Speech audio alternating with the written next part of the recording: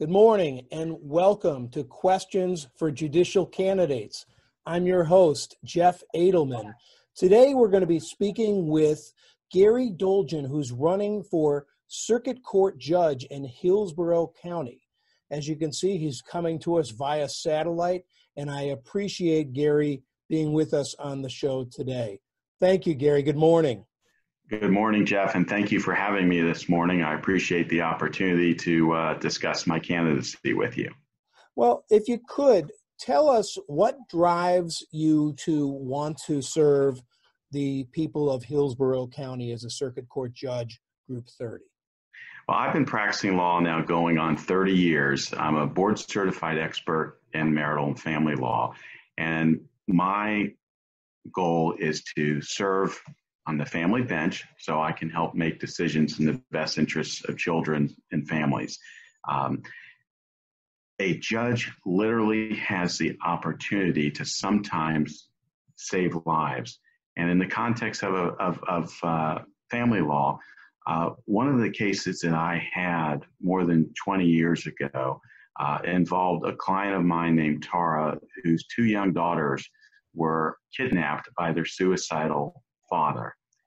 And that case took good lawyering, but it also took a judge who saw that that file needed to be put on the top of his huge caseload because this husband had taken these two little girls across state lines to Louisiana.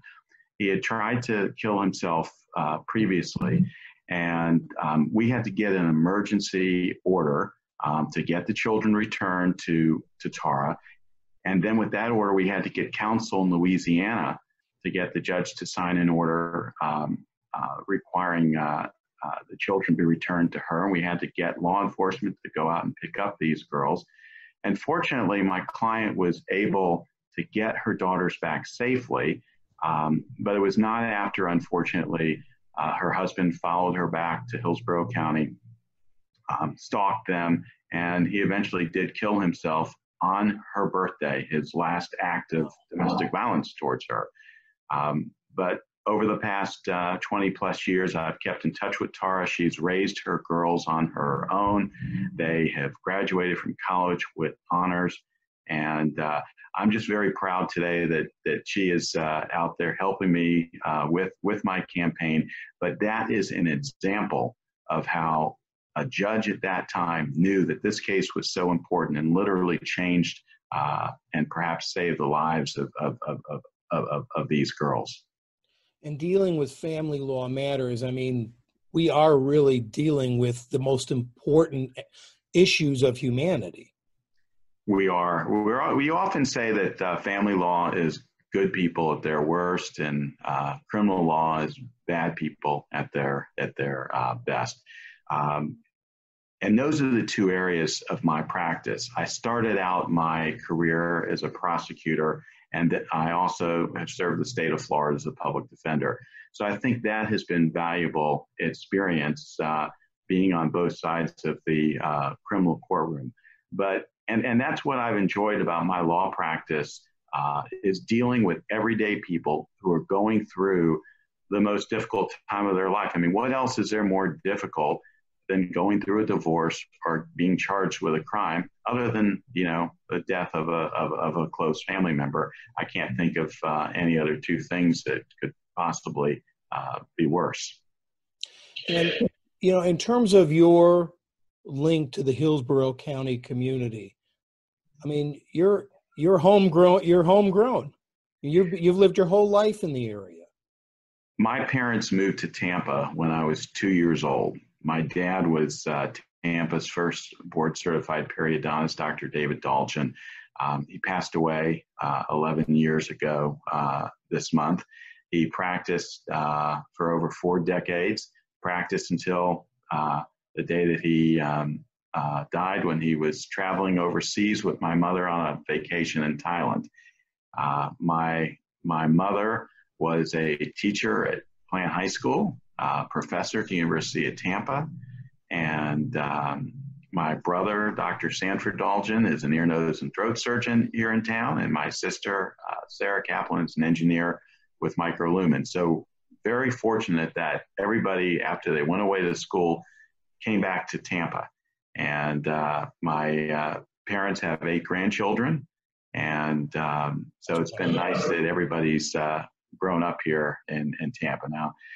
I don't know that all the grandchildren are coming back, but we'll do the best that we can.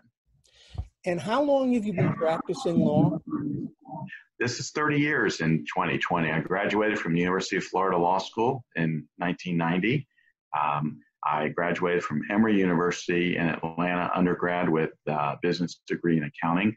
And so 30 years of practice, time flies.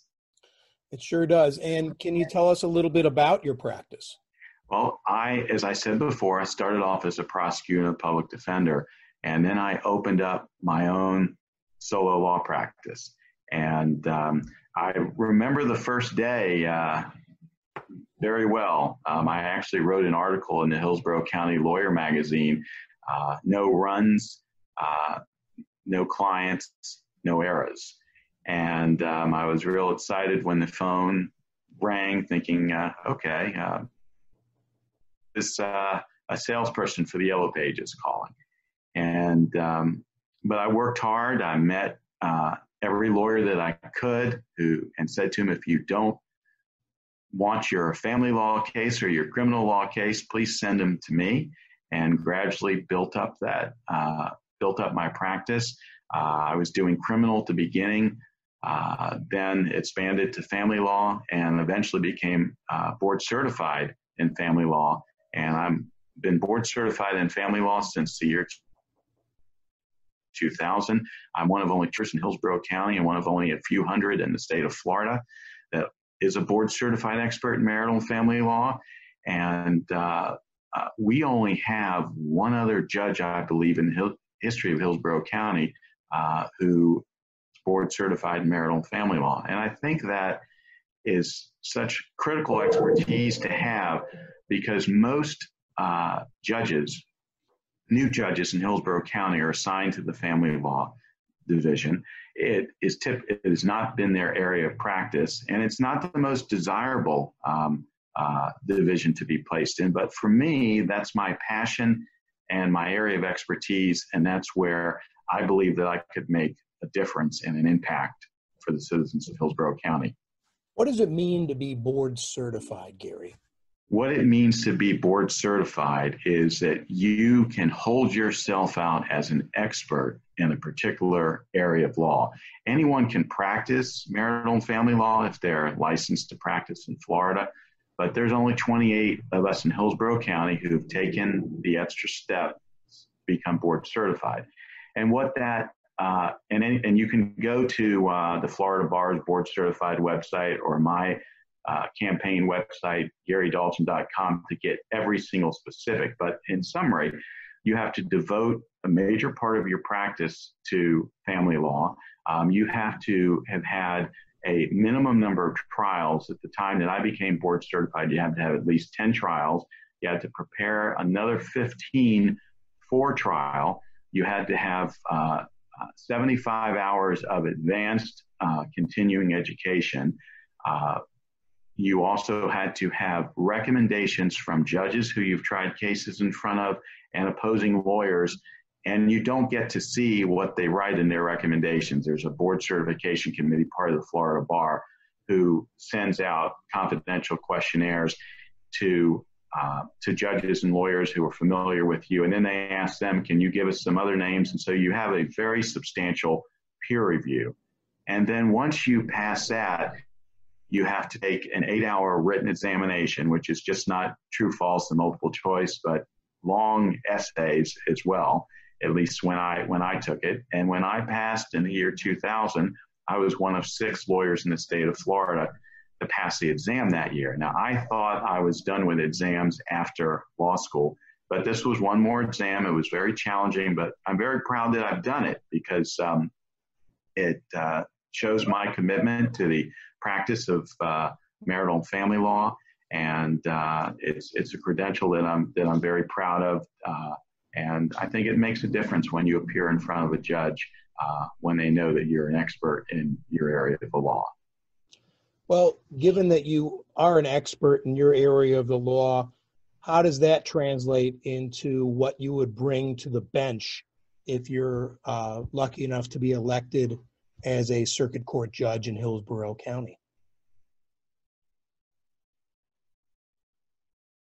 Well, what's important, a lot of times you have a brand new judge sitting in the family law division, and they may have a specialty in another area of law, but family law may not be their practice area. So just to give you an example, let's say that you have a trial in your family law case. Someone who is a board certified expert like me would in most cases be able to rule right away after hearing the evidence, just because of my background and my familiarity with the law, where someone who was new might need to take the matter under advisement and might take some period of time to be able to come up with a decision, just because they're new to that area, which is completely understandable. The other thing is that I would love to stay in the family law division as my area of expertise, even though I would welcome and would be very qualified to be in other divisions of the courthouse. As I've been a prosecutor and a public defender, I would be qualified to sit in the criminal division. I was assigned to the juvenile division when I was in the public defender's office. I've handled court-appointed dependency cases as a private lawyer. So I've had experience in all of the divisions of the courthouse.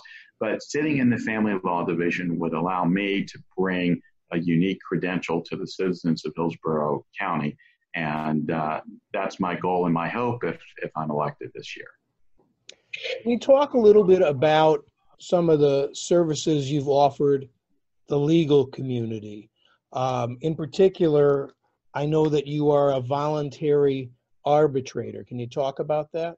Well, the Florida Bar has a program for consumers and lawyers in the event that they have an attorney's fee dispute. A way to resolve that is to have a appointed arbitrator have a hearing and resolve that dispute. The program is free to both the consumer and the lawyer. Both of them voluntarily agree to enter into the program and accept the ruling of the arbitrator, which would be someone like me.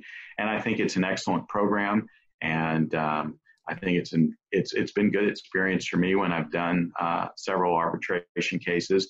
And I think it's so important that the consumer feels like they've been given a fair shake and a resolution of a dispute, and it saves everyone time and money. One of the other things that I have done is I have volunteered for Bay Area Legal Services, which provides free legal services to indigent clients. How I volunteered, though, is I have mentored lawyers who don't have experience in family law, because there's a huge need for family lawyers to provide pro bono services. And so those lawyers who don't have a background in family law, they can call me.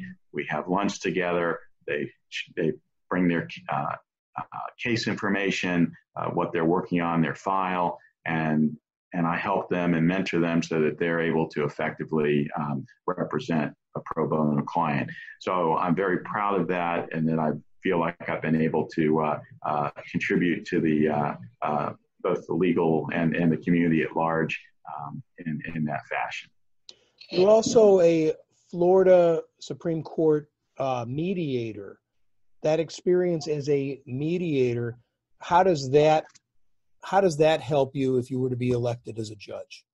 Well, I think the experience is helpful because you're acting as a neutral. You're a neutral party trying to help parties resolve a dispute. Just as you're neutral as a judge. The difference being is that as a mediator, your role is to facilitate a resolution of a dispute, and your role as a judge is to make the ruling in the event that the parties cannot come to a resolution. But I do think in part of the process, as the case is moving along, is for a judge to, speak to the parties and to the lawyers and encourage them to settle their case and to sit down, go to mediation, talk to their lawyers, listen to their lawyers' advice, and try and get their case resolved. Because when people resolve their cases and they have some control in the resolution of their cases, most of the time they are more satisfied with the process, and most people are more likely to follow their settlement agreement rather than having what we call a stranger in a black robe making that decision. Because when the judge rules, probably at least one of the parties is not going to be happy with that decision. Having said that, the sign of a good judge when they are making their ruling is explaining it in a fashion so that even if the decision is adverse to one of the parties, that everyone feels like they've been given a fair opportunity to be heard. And I just think that's so important when you are making a ruling to make it in a fashion so that everybody understands and they feel like they've been treated fairly. Respect for our judicial system is so important to its credibility and success. I know that community involvement is very near and dear to your heart. Can you talk about some of the causes that are really special to you? Well, I have been a member of the downtown Tampa Rotary Club for going on 10 years, which is a very special club that does so many wonderful things for the community. One of the, as far as my involvement, one of the things that I've most enjoyed is serving on the college scholarship committee. And so typically there's 5 or 6 of us that we interview several young men and women who have not had the easiest upbringing, and but to see how they have succeeded and show so much promise in life, and so we award all of them some type of scholarship. The winner gets an $8,000 college scholarship, and the others typically get around $1,000 or $2,000. And then every year we have the students come back and speak at our luncheons and tell us what they're doing. They've graduated from college, they've gone to medical school, et cetera. And just, it's a wonderful,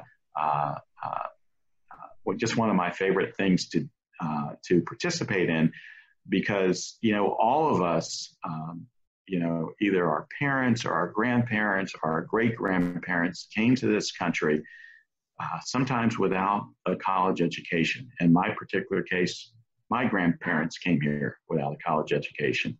And they stressed the importance of a college education to my parents. My parents were the first in their family to go to college. And each generation, it's the American dream, makes it, we hope that our children do better than we did, and their children do better. And so that's just been very, very meaningful to me.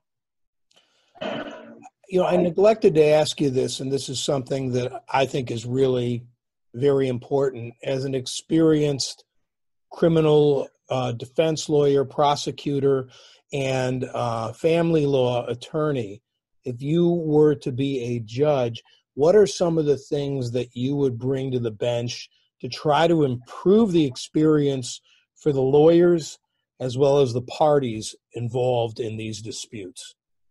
Well, let's talk about a family law case, which is stressful and oftentimes contentious. One of the things that I said before, an advantage that I would have with my expertise, is being able to rule quickly and being efficient in the disposition of my cases. Some of these divorce cases can take years to resolve. So let's just say, hypothetically, your case is taken a couple of years, and then you go to trial, and then a judge takes months. Sometimes I've even seen cases where a judge has taken a year to rule. just think about that as far as the impact on a family, and especially children. You have a divorce case that takes 2, 3, 4 years, and that's a large percentage of a child's minority. People need resolution and finality. That is just so important. The timeliness. Another issue is getting quick temporary relief.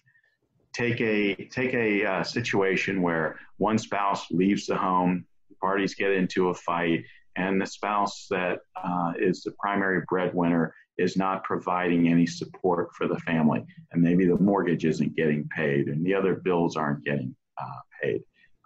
You want to be able to get those parties in front of you fairly quickly, and you want to be able to make a ruling so that at least they're stable. Bills are being paid. There's a court order in place for support. There's a court order in place for time sharing with the children and both parents. Those are some areas where I think I would be able to help improve the system. What also is so important is your demeanor as a judge, making the parties and the lawyers feel comfortable in court. And part of the ways that you do that, the first thing I think is important is when you walk into the courtroom that you have reviewed the court file and you know what their case is about. That's one thing that puts lawyers and parties at ease when a judge comes in and they are familiar with the case. Because if they're not, that doesn't cause confidence in the judiciary. And as I said before, putting people at ease. Everyone is nervous when they're in a courtroom. Even lawyers are nervous. Doesn't matter how many times you've been to court, you've got some butterflies when you walk into the courtroom. And you're also, sometimes you're nervous for your client because you don't know how a judge is going to rule. But when a judge makes things comfortable, puts people at ease, rules efficiently, listens, gives everyone a fair opportunity to be heard, those are critical qualities of a judge. What are your thoughts on voir dire, jury selection, in terms of time the attorneys are given to choose a jury? Well, voir dire is, in my opinion, one of the most important parts of the trial because you've got to get fair and impartial jurors. And as far as time limits, I don't believe in a specific time limit for each case. I think you look at things as a judge on a case-by-case basis. You want to make sure that that's a time where the lawyers get to ask potential jurors questions. I like, as an attorney, to ask open-ended questions because you really get to hear from people what their potential biases may be, and that allows either a judge to strike a juror for cause or one of the lawyers to use one of their peremptory challenges. And typically each lawyer gets 3 peremptory challenges, which means they're able to say to a judge, I want to strike this potential juror. And I don't think, you want to be efficient with time, but I don't think you should have an inflexible rule that limits, say, that process to an hour or an hour and a half. I think you need to be flexible. Well, let me ask you this. We've talked a lot about your legal philosophy in terms of how you practice, things that you would do if you were chosen as a judge. Tell me some of the things that you do in your free time. Well, what I love to do in my free time is I'm a runner and I'm a tennis player. I was a ranked player as a junior and I ran track in college. So I still try and run 3 to 4 miles. I love to travel. This past year, I went to Hong Kong to visit my daughter who's working there. I took my children to Paris last spring break. My wife and I took our son to Toronto to see the Tampa Bay Rays and the Toronto Blue Jays play. My son, who is a baseball fanatic, he is the number one Rays fan that there is. We started a tradition when for his 9th birthday, that every year on his birthday he could pick a stadium that he wanted to visit where the Rays were playing that team. So the first place we went to was Denver, and we saw the Rays and the Rockies back in 2013. And we've almost gotten, I think, to half of the baseball stadiums. That one trip a year is sometimes turned into a 2-trip a year. But I've looked at it as it's something that we are always going to have great memories of. But besides seeing baseball and a father-son bonding experience, it's also been an excuse to travel to a city that he's never been to before, or in even some cases I hadn't been to before. So it's a way of seeing the country. And then we're also dog lovers. I understand you have an audience in the studio today. We do have an audience today. They were sitting next to me on the chair. But maybe they had a hearing or something. I don't know. Let's see if there is one way to get them, and that's if I offer each of them a cookie. So first, come here, Chester. You want a cookie? So we've got Chester here. Chester is a rescue dog. As you can see, he's the cutest dog that there is, and we often wonder who would have given Chester up. We had lost a rescue dog, Rosie, before Chester at too young of an age, and it took a few years for us to get over that loss. But one day, my son and my wife went to the Humane Society, and everybody was lined up and they wanted Chester. And so they were interviewing potential families. And so my wife and son were picked. And so I'm at the office and I get a call from one of my nieces. Says, Uncle Gary, I didn't know you had a dog. You guys got a dog? I didn't know about it either. So I called my wife and she said, I apologize. I hope you don't mind, but this dog was going to go if I didn't act quickly.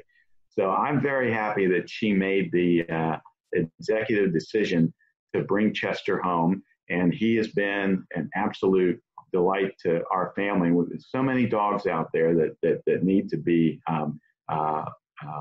rescued, and so I encourage everyone to adopt an animal because they are like your family. But we also have another guest here. I'll put Chester down right now. He looks like a Chester. He does. My son named him. My older son named him. My son, Corey, who's now 22 and a senior at FSU. Right. But here's Oliver. Okay. Now, my daughter, Mallory, who is also 22, Corey and Mallory are twins.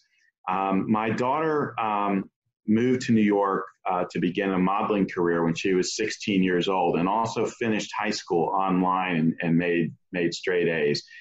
And then she got hired by Brandy Melville USA, in which now she is in charge of managing stores in Sydney, Australia, Hong Kong, Shanghai, China, and Fifth Avenue in New York.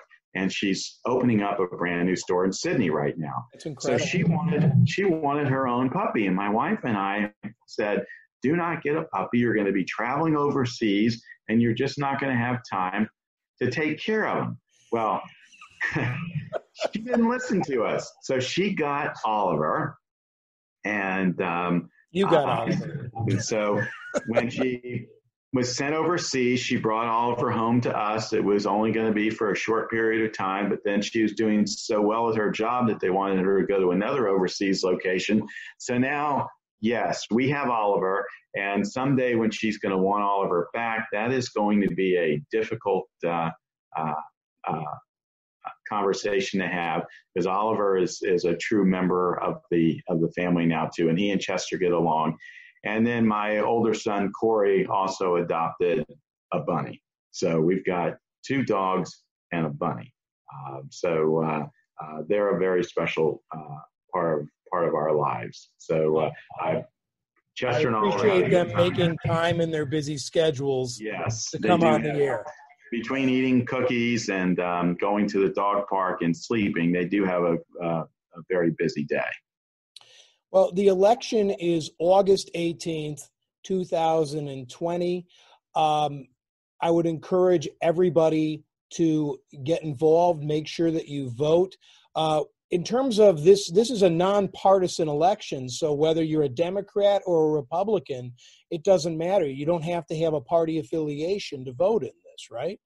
That's correct. And a lot of people don't understand that these judicial races in Florida are nonpartisan by law. And so the election is on the primary day. And so oftentimes people who are independents or no party affiliation don't show up to vote on primary day because they're not allowed to vote in a Democratic or Republican primary. But they need to know that they can come and vote for judges and school board members because those are nonpartisan races. And I say to people that what other official on a ballot that you're voting for has the power to make life and death decisions, has the power to take your kids away from you, take your house away from you, take your money away from you. So you want to make sure that the person that you're entrusting with those very serious responsibilities is qualified, has substantial courtroom experience, optimally is an expert in an area of the law. And so it's so critical, and it is nonpartisan. The judicial branch is so critical. We want our judges to be independent. We don't want our judges making political decisions. We want our judges making fair decisions based on the law. If you want laws to be changed, lobby your congressperson or your state rep or senators. Judges don't write the laws. Judges interpret the law, and they make decisions in family law for the best interests of children, and they follow the law, and they do it with integrity, and they do it with fairness to all parties concerned. And to use a baseball analogy, you want a judge who's going to call balls and strikes the same for everybody. Well, that's what Chief Justice Roberts said in his confirmation hearing, and it's a good analogy. John Roberts said that people don't go to the baseball game to watch the umpires. They go to watch the players. Although I sometimes do find it interesting to watch what the umpires are doing in between the plays to make sure that they're prepared. Because I remember Justice Roberts making that analogy, and it is interesting to watch how an umpire gets prepared for, depending if there's a runner on first base or second base, and watching what they're doing and how hard they're concentrating, because they do not want to be the center of attention by making a bad call. They want to make a right call. And the same thing with a judge. A judge wants to make the right call the first time. They don't want to have their ruling reversed on appeal and have to do something over again. So my hope as a judge is to always be prepared to treat everyone fairly and with integrity, and make decisions that are in the best interest of families and children. Well, I really appreciate you being on with me, Gary. If people want to get more information about you and your campaign, how can they reach you? Well, they can call my office at area code 813-223-3200. They can go to my campaign website, GaryDolgin.com, and learn more about me. And and they can send an email to GaryDolginForJudge@gmail.com. But anyone who wants to call me or email me, I'm happy to respond and answer any questions. Well, again, thank you so much for your time. Thank you to all of you who have been watching or listening. We have 2 shows coming up in February. We have Adam Biren, who is a workers' comp attorney, on February 7th. And we have Jason Handon, who actually is my former law clerk, and he's a board-certified construction lawyer. We're going to have him on February 18th. I'll be posting more information about that. If you ever have any questions or are interested in having a guest or being a guest on the show, feel free to contact me anytime at 954-341-2777, or you can reach me on Twitter at Jeff Adelman in the front. Again, Happy New Year to everybody, and be well. Have a great rest of your week. Thank you, Jeff. Thank you.